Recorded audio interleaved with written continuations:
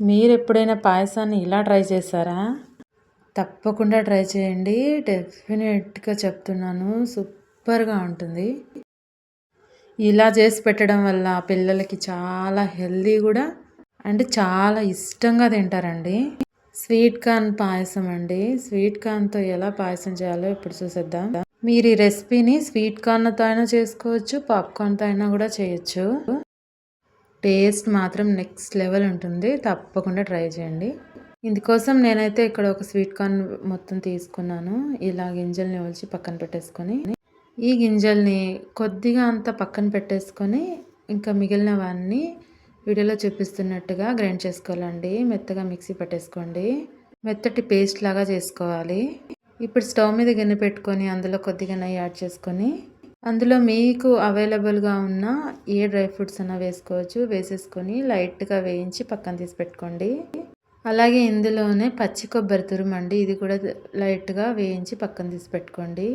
ఇప్పుడు ఇదే గిన్నెలో ఇంకొంచెం నెయ్యి యాడ్ చేసేసుకొని, ముందుగా మనం ప్రిపేర్ చేసి పెట్టుకున్న స్వీట్ కార్న్ పేస్ట్‌ని కూడా ఇందులో యాడ్ చేసేసి కలుపుతూ వేయించుకోవాలండి. ఉడికించుకోవాలి. మంటనైతే లో స్లిమ్‌లోనే పెట్టుకోవాలండి. ఇది మీరు డెఫినెట్‌గా గుర్తుపెట్టుకోవాలి. స్లోగా పచ్చివాసన పోయేంత వరకు కొద్దిగా నెయ్యిని యాడ్ చేసుకొని కలుపుతూనే ఉండాలండి. లేకపోతే మాడిపోతుంది. ఇలా స్లోగా కలుపుతూనే ఉండాలి. ఇప్పుడు వేరొక గిన్నెలో పాలు తీసుకొని మరిగించుకోండి. ఇందులోనే కొద్దిగా ఇలాచీ కూడా యాడ్ చేసుకోండి. టేస్ట్ చాలా బాగుంటుంది. ఇలా ఈ పేస్ట్ మొత్తం చిక్కగా అయ్యేంత వరకు, ఇలాగే దగ్గర పడేంత వరకు కూడా దీన్ని కలుపుతూ కుక్ చేసుకోవాలండి. ఇప్పుడు ఇందులోకి కాచి పెట్టుకున్న పాలు కూడా యాడ్ చేసేసుకోవాలి. ఇందులోనే షుగర్ కూడా యాడ్ చేసుకోవాలి. షుగర్ అయితే ఎక్కువ పట్టదండి, కొద్దిగానే పడుతుంది. మీరు స్వీట్ని ఎక్కువ ఇష్టపడే వాళ్ళైతే మరి కొంచెం యాడ్ చేసేసుకోవచ్చు. స్వీట్ కార్న్ని కొద్దిగా తీసి పక్కన పెట్టుకున్నాం కదా, అవి కూడా ఇప్పుడు ఇందులో యాడ్ చేసేసుకోవాలి.